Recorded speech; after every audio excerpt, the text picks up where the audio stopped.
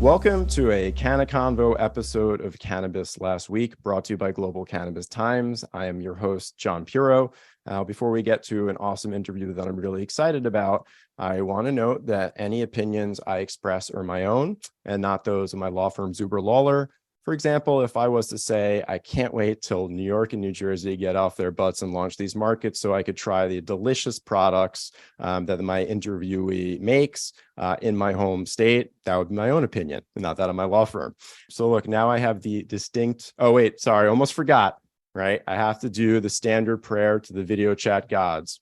May our Wi-Fi connections be sturdy, all dogs and children remain quiet, and may Amazon Prime another time. Amen.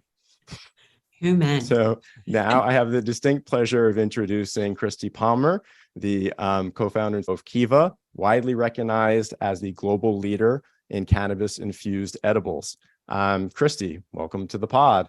Thank you. Really excited to have you here during, certainly exciting time in the industry out here in New York and in general, and an interesting time in the industry overall with macro and industry-specific, economic factors. So you guys are a success story. Can I just ask in terms of what do you think were factors to help Kiva become the behemoth that it is, the kind and cool behemoth that it has been in the edible sector of this industry? Yeah. Well, first, thanks, John, so much for having me on today. I'm excited to chat with you. We are about to come on our 12th birthday here in like a month, at the end of 2022 here. So we started in 2010 in California, and the landscape has been really helpful for a company like us. The fact that all the big guys, the big players have not entered the market has given a company like us tons of runway to build our brand, build up our company. And it's funny, behemoth we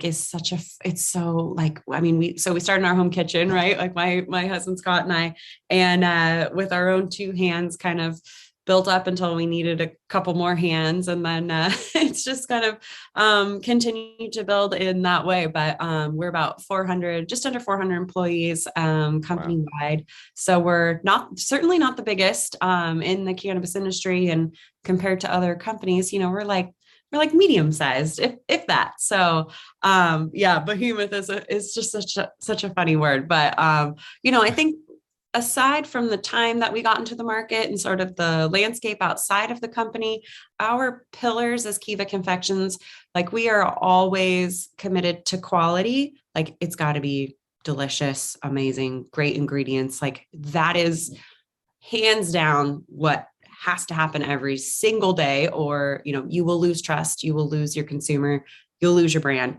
It won't work if you don't keep those things top of mind. And then, innovation for us has been huge. So we love coming out with cool, new, awesome cannabis items for new consumers, for existing consumers, professional consumers. It's got to be a product that really serves its purpose, not something that's just kind of like a follow along, like, yet another pre-roll or yet another vape. Like those are areas that we haven't ventured into because we always, we know what our strengths are, and that's in edibles, and we can continue to up our game and come out with cool new stuff all the time.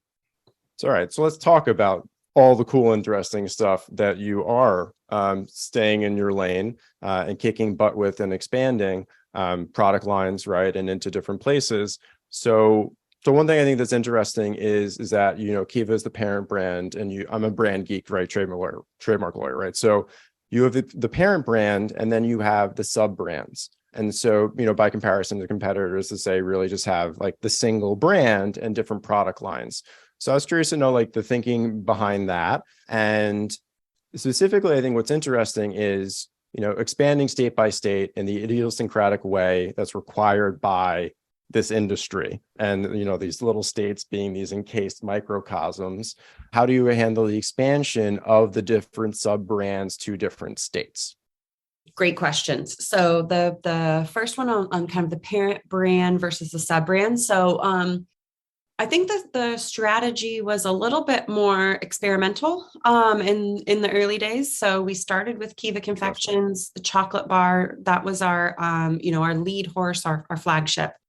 We got some feedback in the market, like, oh, this company is we hired a like female marketing agency to kind of climb into the minds of women and create an edible for women. We're like, well, no, not exactly. But what we heard from that was that we were maybe catering to a female consumer a little bit too much. Remember, this is back in the day when the majority of consumers in the stores were men. And so we decided, okay, for our next product, let's change it up. Let's try something different that might appeal to men a little bit more than our Kiva bars do. So that's when we came out with Terra, our chocolate covered espresso beans, and followed by the blueberry. And the pack for that is almost like a chewing tobacco can. Especially back in the day, it had harder edges on it. It was still a circle, but it was even more kind of masculine or bold in its presentation. So we kind of went with that direction. And then really, truly, it's super fun to make new brands, right? Like we love coming out with with fun stuff. And so the new brand component of it, especially back then, was just energizing and fun and unique. And then I think what we've learned along the way, and what has been especially helpful with having a different brand for a different product line, is it really allows you to tailor your message. So Kiva chocolate is, chocolate the way nature intended it. It's natural, it's holistic. But then you take maybe Lost Farm, for example, and Lost Farm is not Kiva chocolate at all, right? Lost Farm is strain specific, live resin, super fun graphics. And like for your connoisseur, it's 10 milligrams. Connoisseur. We love our puns here. All right. The connoisseurs, the kind of curious, right? So yeah, sorry. Sorry to interrupt, please. Yep. And so that has allowed us to pull like different levers and talk to different consumers in a different way, rather than trying to be all things for all people. What that ends up doing when you're trying to expand out of state, or even when you are trying to present all of your products in store to the consumer, be it on the retail shelf or as a brand ambassador table setup, it becomes a lot of information and it can be a bit expensive, because now you have to figure out how to represent each of these brands in their own little universe that you've created for them. And they each have a language and things like that. So out of state expansion is complex. With different brands, it becomes even more complex. But, to combat that, to manage that, we in the past 2 or 3 years have really invested in our out of state expansion efforts. And for that type of complexity with packaging and branding specifically, that is handled by our growth team, the marketing team. And we have like people whose jobs are to help manage that whole side of the business. So. Got it. So along those lines, right, with the different product lines, and as you said, and it could be expensive to, say, educate, right, focus on bud tenders and stuff. Is there, like I think I noticed on the website, delivery was right there. So do you guys focus a lot on delivery and, online ordering systems, because it enables you to present all of those options in much more efficient fashion for consumers to kind of go through and see what sings to them, right? Because, shelf space is more limited, delivery and online ordering open it up more. So I was just kind of curious in terms of, where you think that points of focus going forward are in terms of how you get to consumers, like delivery or say on-site consumption, which is still, in the nascent stages, but I think is pretty exciting in certain respects. Yep. Yeah. So we have as a cannabis industry, we have an access issue that is huge. It's widespread. It touches the whole country. It's people just, cannot walk into a grocery store or really any convenient location and purchase cannabis. Like it's still super difficult. And I mean, I work in the industry, obviously, and to get my own product is super inconvenient, right? Like it's so annoying. I have to buy it online or go to the store or do a little delivery service. So until that happens, yes, we're always looking for creative ways to reach the consumer and to reach a new consumer. So direct to consumer, DTC, that part of the business, we've been working with a group that does our DTC operations for us for about 2 years or so. And it is an excellent way to reach the consumer in a way that we get to control, right? They're on our website. We can do the bundles that we want to do. We can run promotions that we want to run. And on our site, we really try to maintain all of the inventory, all of the SKUs all the time, because that is a huge differentiator for us, right? We can control what we present on our website, but we have very little control ultimately in what the retailer stocks on their shelves.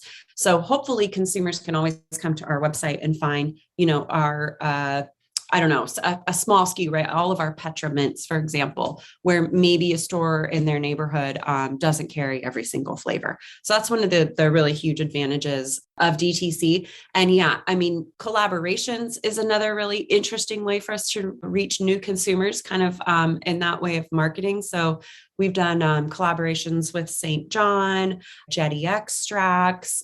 We've got one with Huff right now, which is super cool. So yeah, we got to get, as an industry and as a company, we have to get super creative in order to reach people. Got it. So you touched upon something I think that keys into another idiosyncratic part of our, industry is, you're talking about inconvenience. One of the things that state license, cannabis is competing with is this quirky farm bill, derivative hemp-derived cannabinoid world, where you could buy psychoactive, products at convenience stores, and it's a lot easier to get those. And they're a lot theoretically more harmful when they, knock out 250-pound brother-in-laws who have no, experience with the cannabis world, because it's not, standardized dosing or anything like that. I'm curious, your thoughts in terms of that, parallel track. Are there ever, any interests in kind of going down that path a little bit because it's sitting there and it's, less complicated in certain respects? I'm just curious to, your thoughts on hemp-derived cannabinoids. Yep. So it's a loophole for sure. I think the biggest bummer about that happening is the fact that the cannabis products or those types of products are being labeled as cannabis products, and they're not tested, they're not consistent, and they don't take like product consumer safety into account. And that is the entire reason that the cannabis industry is regulated, right? Like we need to make sure that people are consuming safe, consistent edibles, smokables, whatever. So the fact that that is being circumvented gives cannabis potentially a really bad rap, which is super unfortunate. But, I think it's a really good example of how the cannabis industry is so regulated and people want cannabis products so badly that as soon as they pop up, like in a convenience store, people are drawn to them and they start flying off the shelves. Same thing for consumption lounges. If you can buy a cannabis beverage instead of a beer or an alcoholic beverage, those things gain incredible popularity really quickly is what we're seeing. So the light at the end of the tunnel, the silver lining is that there is demand there when it gets tested. It's true. It's even in, all states across the US, people are hungry, starving for cannabis products, but please, let's just give them safe, tested ones, right? Like it seems really simple, but but it's a really humongous problem to overcome, and it's taken a really long time. Yeah. And it's, some of these, actually, this is an interesting point to touch upon. This whole thing with the focus on high potency, right? So you cater all sorts of different worlds, but this focus on THC content being this, determinative factor. And I interviewed, then CEO, Chris Beals, Weed Maps. And it was very interesting how sometimes brands are not a focus on consumers, but they will focus on things more like, THC percentage. And it creates a little bit perverse incentive systems in terms of lab shopping, and creates issues that the industry is only starting to work out now. Well, actually, I'm going to take it in this direction. I'm about the low dose, right? Because I think that'll help on-site consumption. We're trying to eventually, I feel like, mimic the alcohol industry in matters of consumption in a lot of ways. Let you walk into a cannabis on-site consumption and have your Bacardi 151 equivalent, and your whatever it is that I mostly drink, because I'm a lightweight alcoholic, my hard cider equivalent. So I'm curious, to know also, more like in terms of on-site consumption, what's the highest dose product that you currently sell, out of curiosity, in a single serving versus the lowest, and where you think growth can happen as on-site consumption, delivery, social circles, kind of come on play? Yep. So the highest dose product that we sell is in Oklahoma, which is the wild west of markets. Like, wow. Yep. Interesting there in Oklahoma. So that we have, I think it's either a 400 or a 500 milligram product that I know. Wow. I know. And we have, like, it took a lot of conversation and soul searching to decide to come out with a product of that potency. But those markets are an anomaly. I think low dose is totally the future. I don't know when the future will be here, however, because we came out with our Petramints. They're 2.5 milligrams of THC each. We came out with those at the end of 2016. And we were like, okay, here we go, people. Like, sit back and watch the sales go through the roof. And like, Petra is still our smallest brand in our book. Yeah. And we just came out with a 10 milligram. Lost Farm is all 10 milligrams. We just converted our Camino sours. Camino's been 5 milligrams, but we just converted that to a 10 milligram piece size. So yes, you and me are low dose people. I'm a 2.5 milligram. Like, don't give me any more than that, or I'm like useless.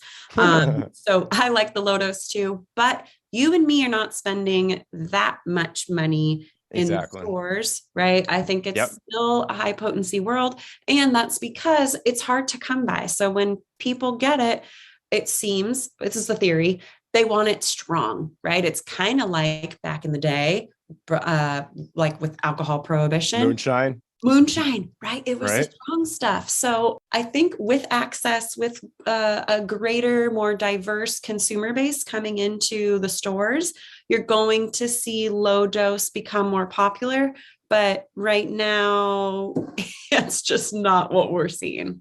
I love that, by the way. That is the first time anyone, like, in all the conversations, panels moderated, Benzinga everywhere, that someone's made the connection between inconvenience of obtaining it and wanting bang for your buck, essentially, in terms of higher potency, right? Because I always thought, on the low dose train, hey, I like low dose, right? If you have low tolerance, like, us, right, then you have one. If you have high tolerance, then you have more. And that's more products that you've sold, depending upon people's tolerance level. But the bang for your, buck and convenience is a really, really interesting connection to make there. Yeah, because ultimately it's convenience. That's how Amazon won.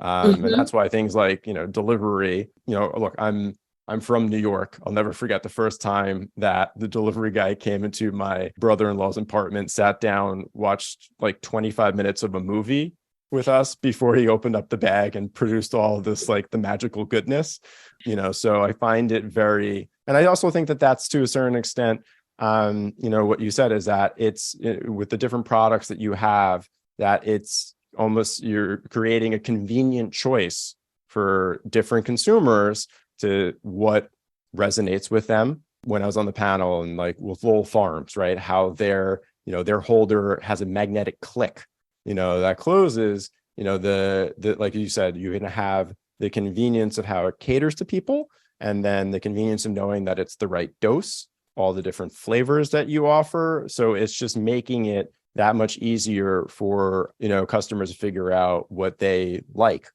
So, as this is the idiosyncratic state by state model, you have to find the right partners in different states. what are, not that I'm biased here in New York, as I mentioned, and I find it funny, that there is certainly, you guys, California is a tough market in certain respects. And I remember, one thing that was very interesting from a panel I moderated Bazinga with, California operators was, I think we ended up calling it like the California Crucible. You rise to the top there.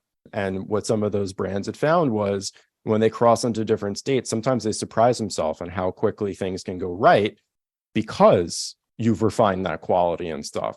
So I'm curious to know like your thoughts on lessons that have been learned as you move into new states, and what are some new states that are exciting to you?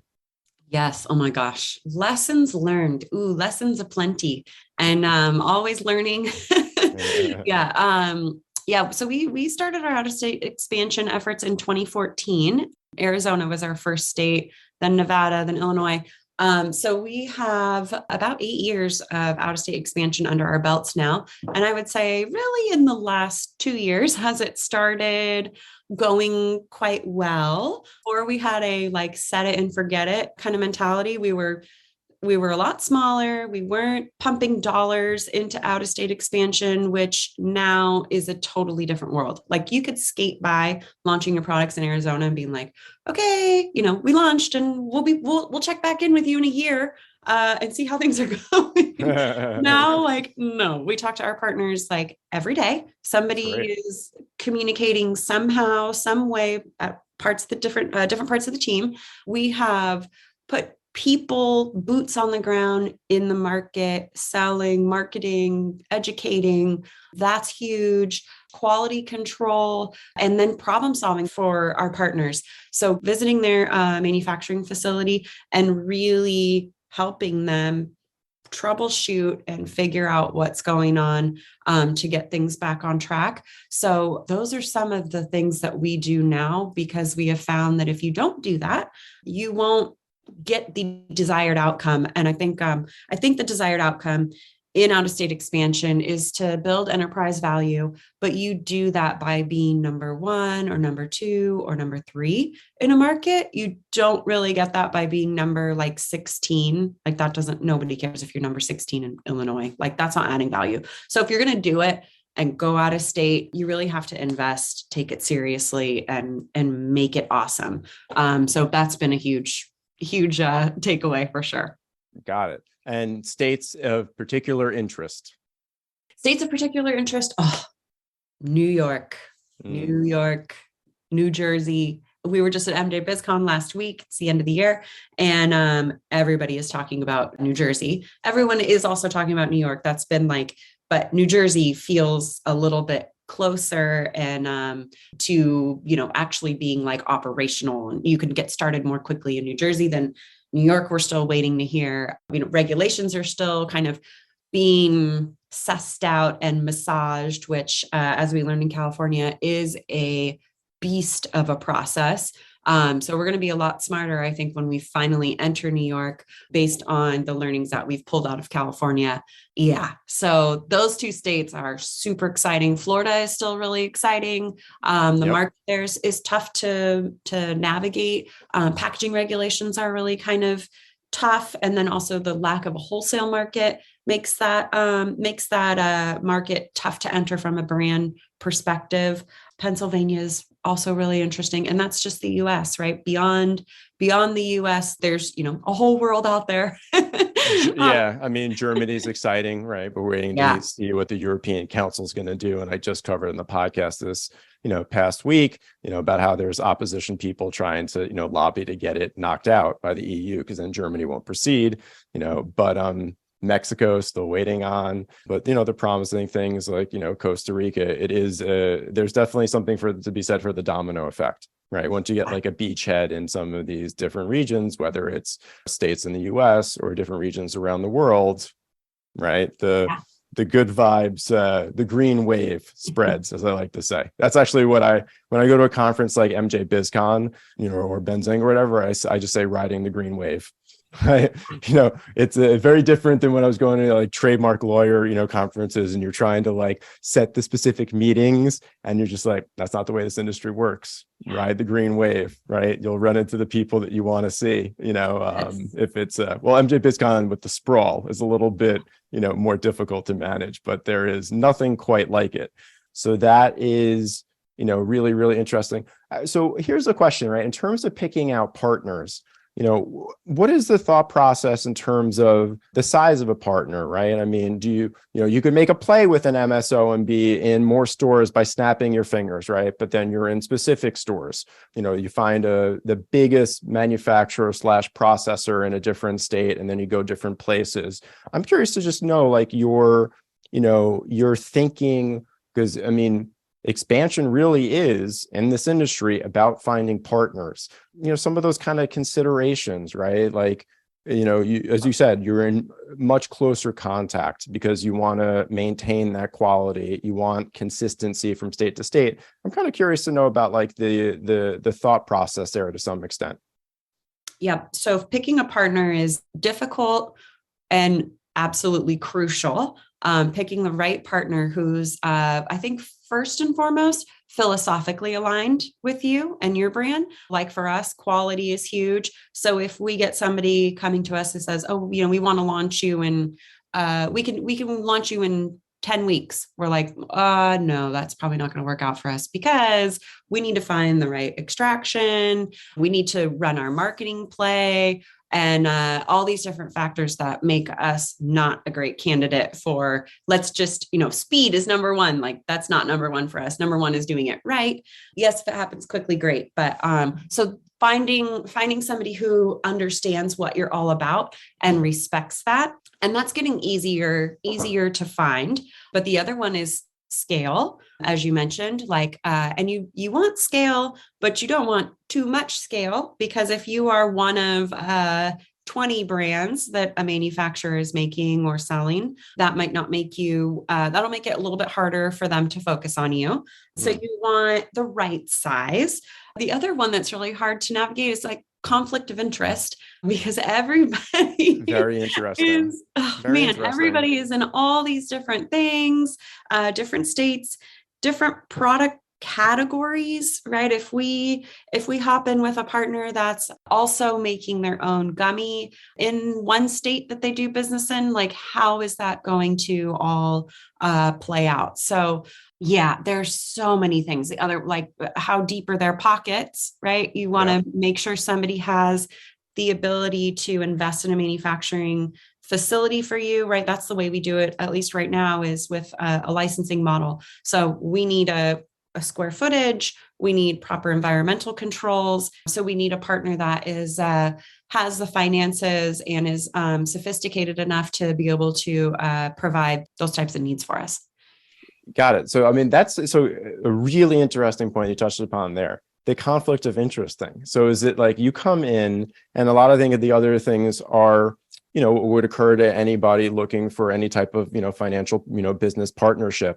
But I guess it's, you start saying, I guess in kind of a due diligence, what are you doing where and with whom kind of thing. That's very, very interesting to me. But this is the industry, I feel like, where you need to kind of ask those questions to some extent. So I think that that's a really kind of astute things that you do, because there's always incentivization, right? And that's helping you weigh the incentivization, like, oh, hey, you're making your own thing too. Yeah. Yep. And it's business, right? So you can't blame somebody for trying to, improve their balance sheet and trying to claim the highest margins and those types of things. So that can be in direct conflict with maybe what your brand is also trying to do. And along that same vein, trying to keep the deals simple and and not like, okay, hey, you scratch my back in New York and I'll scratch your back in California. Then if something goes wrong in California, all of a sudden you've lost New York as well. So decoupling some of those arrangements is also important. But then too, that you can make the argument, to couple them, because then it's a little bit more simple. You've got the lawyers working on the same document. It's like half as Yep. much work to get into two markets. So, it cuts both ways, and it's hard to say one way or the other, but just, those are just some of the things that come up. Yes, I know, because I'm the one who's dealing with some of those, right? It's like, oh, we like this partner, we want to work, over here. But then you're dealing with a different regulatory system, right? Which creates different wrinkles and different requirements in terms of ownership, right? And that's just the name of the game of what we all do in this industry, is juggling all that. So, with the time that we have left, one other thing I'm always geeking out about on the, the sciencey side is, because of the, bullshit politicization and illegality federally of cannabis and stuff, we are still scratching the surface in terms of the many, many, many different cannabinoids there are out there. And so I find it very interesting when I see products like yours, some of the categories that have CBG and CBN. And so, putting aside the hemp-derived cannabinoid aspect of this, I'm curious to know your thoughts and how you think things will develop in terms of the incorporation of minor cannabinoids and what they can do. Yeah. Minor cannabinoids, so interesting, will be, I think, a huge area of growth for not just Kiva, but for the whole industry. And when consumers can go into a store and get something specifically for anxiety or appetite suppressant or an appetite increaser, right? Yep. Yeah, I know. I like, it's like, all right, podcast episode, minor cannabinoid of the week, right? Because it's just fascinating how many different things are going to come out of this. So, sorry to interrupt your head of steam there. Yeah, no, that's so that'll be really great, because I think a lot of the consumer set doesn't necessarily want to get high, right? And we've seen that with CBD. CBD kind of came up, but I think it's sort of kind of coming down because people don't feel anything when they take CBD, right? It's like, but that's the point. So if you don't have, something that CBD is going to help specifically, then you're not going to feel anything. So that's kind of a bummer, I think, for CBD. But it just goes to show the consumer is hungry for very narrow effects-based products that they can, just take this one thing for this one problem instead of having the psychoactive component. So that'll be minor cannabinoids. If I look at my crystal ball, there'll be a ton of growth from that. And then I think speed to onset will also be a really cool area that's still kind of missing, in my opinion, from the industry, is like, edibles are awesome, but you kind of have to smoke when you consume your edible, or do an inhalable when you consume your edible, so that you get that immediate onset. And then, your edible carries you for a while. But when you can just pop a mint and 5 minutes later, 10 minutes later, you're feeling the effects, like, whew, that breaks down a huge barrier for edibles. So that, combined with minor cannabinoids and then access, like, oh my God. I know, tip of the iceberg, right? Yeah. And hopefully as more states legalize, federal, at some point, well, look, we'll take safe banking plus for now, incremental progress, the medical marijuana research bill, give us, what we can get at this point. So that actually leads really nicely into, I'm leaning towards tokerdamus recently, in my puns, but smokerdamus, I ultimately can't. I welcome your vote between which of those two you prefer. Kristi, you are playing smokerdamus or tokerdamus, your choice. What do you see in terms of the development of the industry in any regard, right? I'll say, states coming online, how federal legality could pull out, different types of products and stuff that'll emerge, right? You're putting on I picture it as like a wizard style cap, Is it sparkly? Yes. Yeah, a little bit, and the wizard sleeves too. It's a whole, get up that maybe we'll throw on digitally. But what are your thoughts? So smokerdamus, for sure. Okay.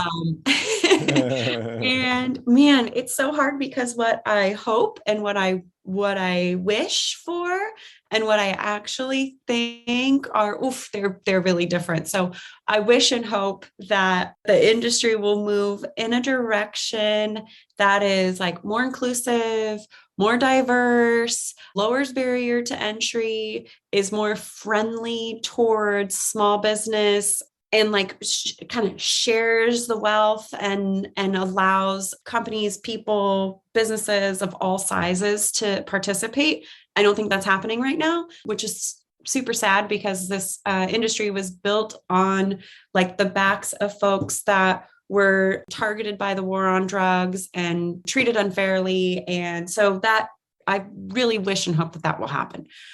What I actually think is going to happen is consolidation will continue. There's going to be more pressure on the federal government to legalize. But as we well know in other states, the devil is in the details. So you can get legalization, you can get maybe a descheduling, something like that. But how the regulation underneath that comes out is like where it truly matters. So I think it's going to be a while. I think we're like at least 5-6 years away from a federal change that is meaningful. Agreed. God, it could be longer though. As I say that, I'm like, that is going to happen in a second. And so, yeah, I mean, good God, what's going to happen in the future? It's so, my smoker Damas is saying it's going to be really hard and there's going to be a lot of churn and burn and a lot of pain to get the industry to like a meaningful legalized status where people can walk in the grocery stores or a convenience store and make a true purchase of a safe, tested, consumer friendly product. So, yeah. All right. Look, Kristi, it has been an absolute pleasure. I want to respect your valuable time, but I also want to say, since you alluded to this earlier, I want to congrats on the bat mitzvah of your company reaching, bat mitzvah age. That is, mazel tov, in the words of my people. I'm just going to extend that for the Jewish people to you. But it's been a real pleasure, chatting about this stuff with you. And I just, look forward, to onward and upward continued success for Kiva. So thank you for taking the time. Thank you so much. It's been an absolute pleasure. Really appreciate it.